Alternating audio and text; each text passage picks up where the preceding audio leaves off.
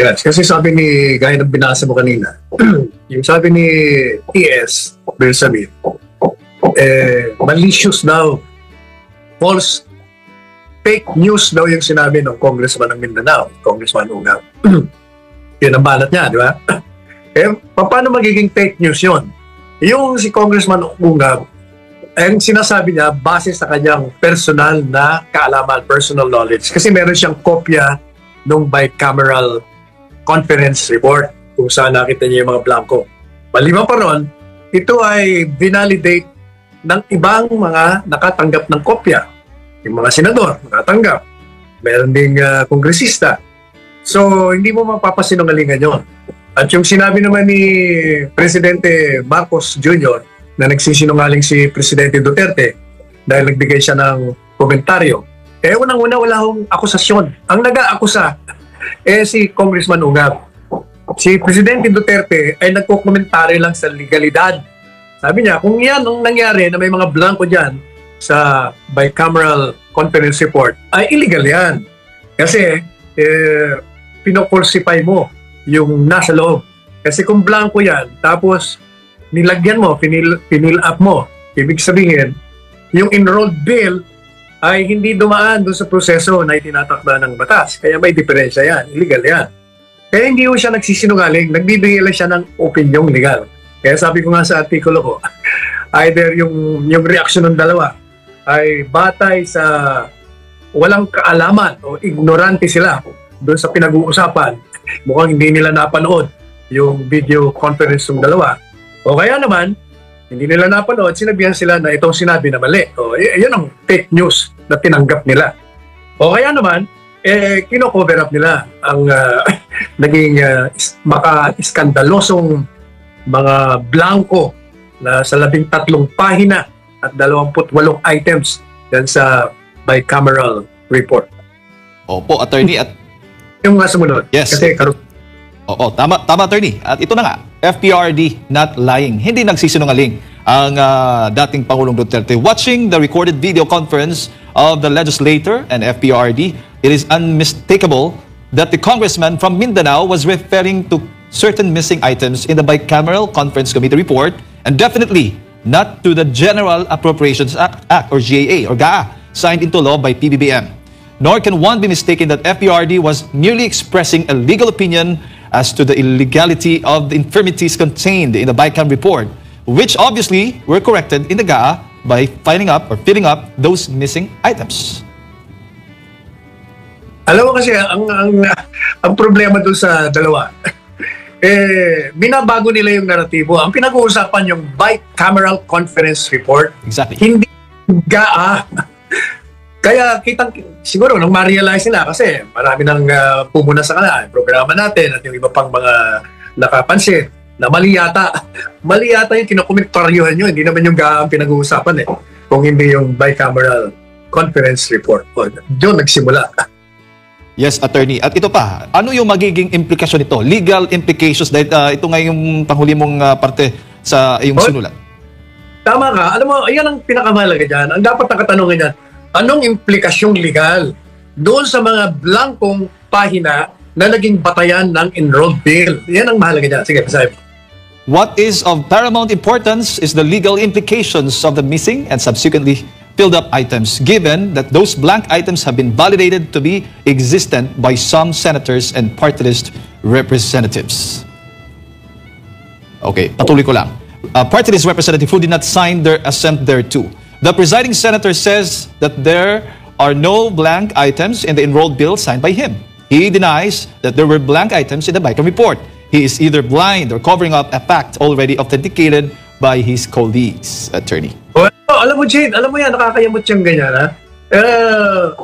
Pinatutuhanan na mga kasama niya na merong mga blanco. Pero itong si Senador Cheese, pinagpipilitan pa rin na wala. Binabago niya yung naratibo, Unang-una, dapat alam niya yan. Bakit ako? Sapagkat siya at saka si Speaker Martin ang pumirma doon sa bicameral conference report. Kaya alam nila na bago pinalize yun, blanco yun. Kasi marami nakatanggap Kaya hindi mapapasinungalingan. Kaya nga ang tanong, sino? Sino ang pumuno doon sa mga blanco? Sabi ko nga dyan babasahin mo mamaya, dalawa lang ang pupwede dyan.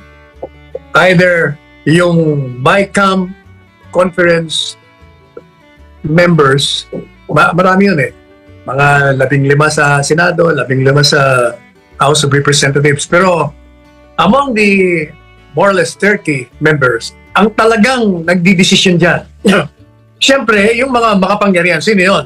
Yung Speaker, yung Chairman ng Appropriations Committee, yung Senate President, at saka yung Chair ng Appropriations Committee ng Senado. Yung apat na yan. Kaya silang dapat ang tanungin at managot dyan. Hindi pa pwedeng iba. Sila lang yun. Kaya yan ang tanong natin. Sige, tuloy mo na yung... yes, sir. Ito yung nakakapagtaka. Deafening silence is complicity. The other members of the BICAM committee neither deny nor confirm the existence of the blank items. Their deafening silence makes them complicit in the irregularities in the crafting of the General Appropriations Bill. Both houses, under the Constitution, must deliberate and scrutinize in open session the proposed national budget proposed by the executive branch. The members thereof must have the opportunity to air their approval or opposition, their amendments, if any, or their reservations to it. Alam mo yan, ang saligang batas kasi, Jade at mga kababayan, ginuwi ito doon, inilarawan doon, itinakda kung paano ang batas ipapasa.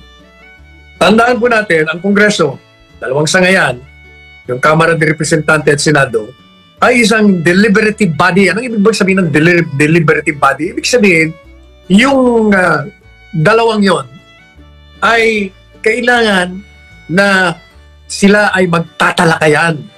Susuriin nila yung mga panukalang batas.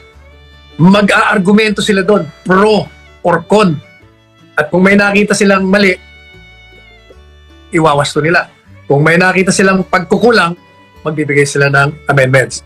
Yun po ang prosedimento sa pagpasa ng batas. At ang General Appropriations Act ay isang batas. So, nung yan ay naging panukalang batas, bago aprubahan ng dalawang sangay, kailangan mapasailalim muna sa malalim, masusi at bukas, public, open na pagtatalakayan. Ngayon, ang House of Representatives, doon po panggagalingan ang lahat ng panukalang batas kaugnay sa pera, appropriations, basta revenues, sila ang doon manggagaling yan. Pero ang Senado, magkakaroon sila ng version. Pwede nilang amyendahan sarili nila. At ngayon, magkakaroon ng pagsasama yung dalawa. Kasi, most likely, hindi yung magkakapareho yan. Kasi, halimbawa, yung House of Representatives, ang budget ng DepEd, budget ng Public Works, budget ng kung ano pang opisina, ganito. Pagdating sa Senado, either dinagdagan nila or kinulangan o tinanggal. So, hindi magkakapareho yan. Kaya kailangan, sila po ay i-reconcile nila yung dalawa na hindi pagkakaintindihan nila. And dyan ngayon may problema. Ang ginagawa ng Kongreso, bumuo sila ng tinatawag na bicameral. Ibig sabihin, yung dalawa, nagkaroon ng komite na binubuo lamang ng mga ilang tao, tinatawag ng Kamara de Representante at sa Senado. At sila ngayon ang magre-reconcile. Aayusin nila. Yan ang naging malaking problema. Mulat sa poll, nung binuo po yan, Bicameral Conference Committee yan, kinontra ko na po yan bilang isang abogado. Sapagkat yan ay lumalabag sa saligang batas.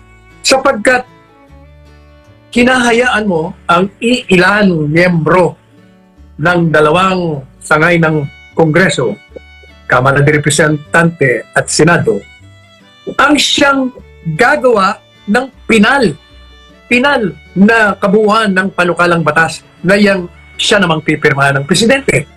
Ang madali sabi, unang-una, hindi mo sinunod yung prosedimento na nakalagay sa batas na kailangan kayong dalawa, deliberative kayo, kailangan mag-usap kayo at kayo ay magtalakayan dyan, magkontrahan kayo dyan hanggang magka-desisyon kayo. Ngayon ang tanong, bakit isa lamang na komite ang gumagawa niyan? At sasabihin nila, hindi, dumaan naman yan sa plenary. Hindi totoo yan. sapagkat nakausap ko yung mga kongresista at senador. Kahapon, hindi ko nababanggitin kung sino sila. Nung araw daw ng pinapirma ang bicameral conference report, hindi nila pwedeng basahin. Kasi nga, unang-una, 200 pahina yon. Paano mo nga naman babasahin? Pero kailangan mo ilang araw basahin, bubusisiin mo yon. Kasi nga, nanggaling na sa Bicameral Conference Committee, sila na ngayon ang naglalagay doon, ano mga pinaglalagay nila ron. So, maliban pa sa tinanggalan mo ng kapangyarihan ang mga mambabatas na magkaroon ng pagkakataon, oportunidad, na busisiin yan, ibinigay mo pa sa isang maliit na komite ang kapangyarihan ng buong Kongreso na magpasa ng batas. Yan ang problema. Kaya, sa aking pananaw bilang abogado, number one, yung Bicameral Conference Committee ay illegal, umulat sa pulyan, sapagkat binabago niya ang prosedimento, tinatanggalan niya ng karapatan ng mambabatas, at sinusuplant niya, pinapalitan niya ang kapangyarihan ng buong Kongreso na magpasa ng batas. Yan.